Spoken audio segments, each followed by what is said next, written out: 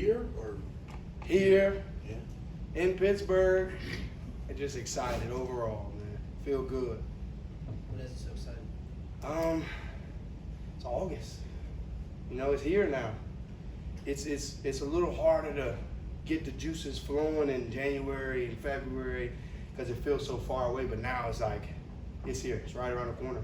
Is it easier to get the juices flowing knowing that there's potential for you to play and play a lot this season? Yes, sir. Yes, sir. Every day for me is like a game day. It's a really competitive position. It's a really treacherous position we play in there in the trenches. And I have guys in my position that can really do it. So I know that every day I have to bring it, because if not, I'll be forgotten. What's the vibe in the room? I mean, you guys lost a lot of ends and tackles from last year, right? It seems like it's a whole new group of guys. I mean, is it feeling we see prove it all over the place? Is it feeling you guys have something to prove? Yeah, definitely. I mean, we're not a D-line room where people are like, oh yeah, we have to go and worry about these guys. But for us, that's motivation. That's okay, bet. We gonna prove it. I mean, we take that to heart. Like, okay, y'all don't believe in us, outsiders looking in, cool. We know what we got in there.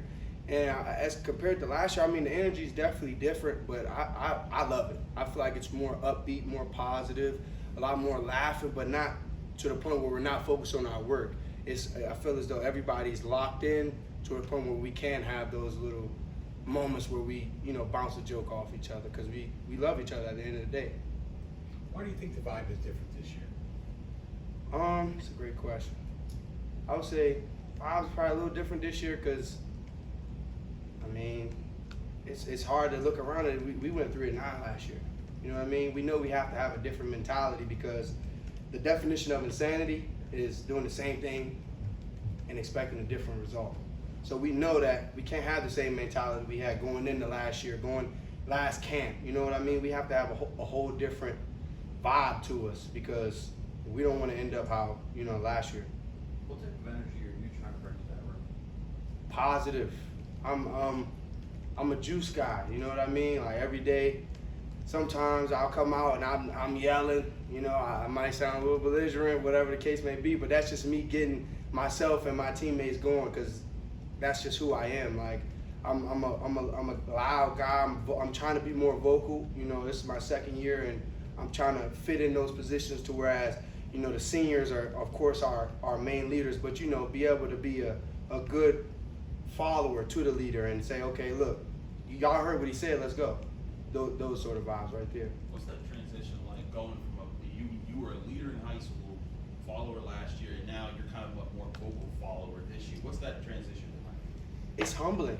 It's definitely humbling, because like you said, in high school, like, I was team captain, you know what I mean? Like, I'm the speech guy. Like, right. Before the game, like, they come to me to give the speech, so. You gave a speech here. Yeah, you know what I mean? So I just, it's definitely a humbling experience, but I feel like it's helped me learn without having to just be thrown into the fire.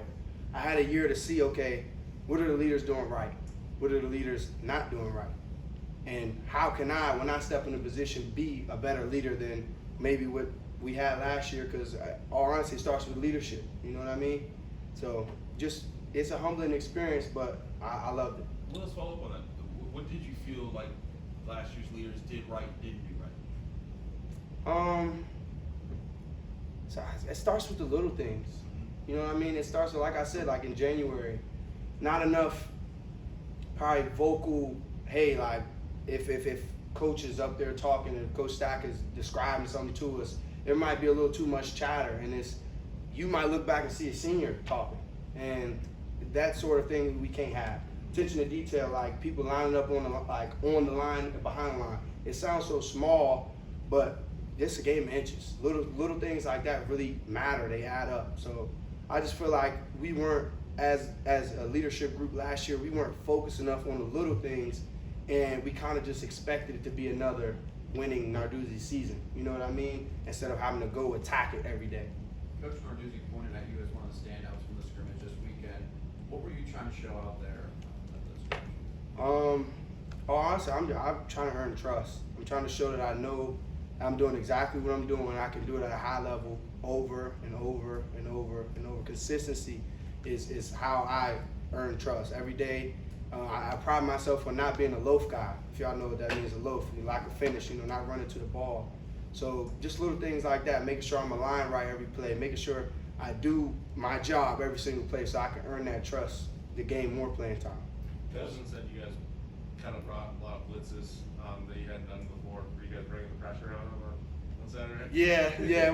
They had got after us the practice before, so we kind of took that a little personal as a defense, and Bates loved the blitz, and he brought it out on Saturday, and I loved it. You know what I'm saying? Being the position I am, that makes my job a little easier too if y'all worried about the linebackers coming. So, yeah, but it was definitely exciting. It was a great scrimmage. How's Coach Dow's challenged you so far this year? I know he came in, kind of in the winter and has had to quickly adjust with you guys. He's challenged me on and off the field. Believe it or not, this is not just like a media answer, but I was a little bit of I got too excited at times, I'll say, you know what I mean? And I'm ready to go. And he's kind of got me a little more, be able to control my emotions more on the field and lead the right way and not be a little loud and doing it the wrong way. So that's all the field. On the field, he's letting us just go. You know what I mean? There's not one bit of coaching I don't understand from him. It's clear, it's cut, and it's go. Go be physical. And I love it. Tell us about the speech you gave this year. Has there been more than one? I came up here. We have our leadership groups.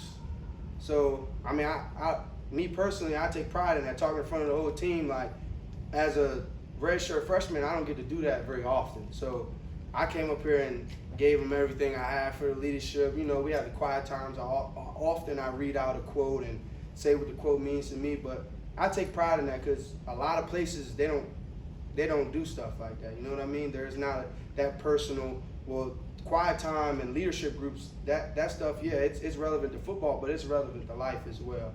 So I'm a guy, I can talk a little bit. You know what I mean? Like I cared about. I took public speaking. I took notes and I try to do my best. So whenever I can talk, I try to give them my all. Was it in front of the whole team? Yeah, yes, sir. What have you seen from some of the even younger guys like Francis and Sincere this season? I've seen phenomenal upside. Francis is voted for the freak one. He's on that freak list, and I promise you, that boy is a freak. Like, if y'all had the opportunity to really get eyes on that man in the weight room, like, he's different. And then y'all get to see him on the field and how he moves to be that such a big guy. Ja Witt as well. Jasir, I should say, he gets off the ball. He's hungry. And I just like his game because he reminds me like of myself and the fact that every play he's getting off the ball, getting vertical, getting off the ball, getting vertical. So those guys have huge upsides, definitely. Between you three you just mentioned and Sincere, is there like a cadre of like the young guys? You guys talk a lot, because you came here last year, they're all getting here this year. There's got to be some camaraderie there. Of course. We try not to be too like cliquey, like old and young. But yeah, like the young guys come to me because I was just in their shoes. So I'm a little more relatable than a 6-year senior who maybe didn't start his career off at Pitt. I came and was in your exact shoes. Early enrolled, I can give you some advice on that, give you some advice on schools, on camp, you know what I mean? So yeah, I try to stay in the young guys' ears because I know how frustrating it was to go from being a man in high school to being a man on the team and having to earn it again, you know what I mean? So I definitely try to stay in my young guys' ears. What have Sean and Nakai been like as guys in the insect? They're the guys that have been here. So how you just said to me, Sincere, Jasir, and Francis, that's me to them. They're like all right, what can I do better? You know what I mean? What are you seeing? And I don't feel no malice or anything when I ask them like, hey, what's up? They're honest. Hey, this is it. That was a good rep. You know what I mean? It doesn't take much, but little stuff like that makes me feel great. Hearing things from Brandon George, you know what I mean? An older Mike linebacker, like, good job. that goes a long way for me. Like I'm still trying to earn trust, and if I feel my Mike can trust me, then I know like I'm ready to get out there and get going. So yeah, I mean it's the same sort of relationship I have with the guys a little younger than me. What is the root of your shy personality? When did it first start to come out? Was it in high school? Was it younger than that? Is your family like you? Yeah, I really get it from my mom, to be honest. My mom is like, as crazy as it sounds, you might hear my mom before you see her. I love her to death, but that's just how she is, you know what I mean? She's loud, she's joking. So, I mean, it just kind of rubbed off on me because it's just me and my mom. So, like, I picked up a lot of her traits and a lot of her ways, and I'm very proud of that one, you know what I mean? That I can get up here and talk to y'all, I can get up here and I can talk to my whole team with coaches. It's something I definitely got passed down from my mother. Make you feel like you're a better ball player because you're sort of an outgoing kind of guy? I feel like it does help, but everybody doesn't need it. Because, I mean, we have a guy like Cruz Brookers or Rasheem Biles. You don't hear them a whole lot, but you see them. You don't have no choice but to see them boys flying around the field. Like, him and Cruz, like, they're not guys that you'll hear, and they're not outgoing per se, but their play, they show it in their play. But for me personally, I think, yes, it does help me. I mean, I'm in there and playing a position where you got to be a little off. You know, you got to be a little outgoing. You got to be a little different to be in there in them trenches. So, yeah, I think it helps me out a little bit. Does anybody call you Isaiah, or is it always Ghost? I pretty much get ghosts from everybody but my mom, you know. If I have a bad day in practice, Coach Narduzzi might just call me Isaiah just to, hey, lock in Isaiah, you know what I mean? You know you're in trouble, right? Yeah. So if I hear that, I pretty much know I'm in trouble. It's either my mom or Coach Narduzzi letting me know, like, hey, get in there, lock in. Where's it kind of been this D-line rotation so far? Are you kind of like the second group right behind McBride and Sean, or is it kind of jumbled in? Yeah, it's kind of been interchangeable. It's period by period. You know, Coach Dowse has been trying out a lot of different groups, different guys, see who works well together. But yeah, I'm 1.5, 2, I would say, somewhere in there.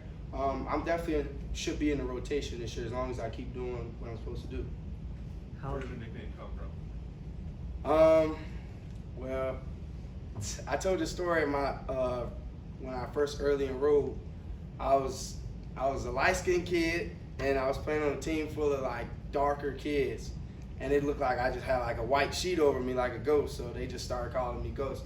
But my cooler answer, I just be telling people because I'm quick, something like that, you know, just to keep it short. Like, I'm quick. So y'all can write whichever one you want. It works for me. Anything final? Ghost, thank you.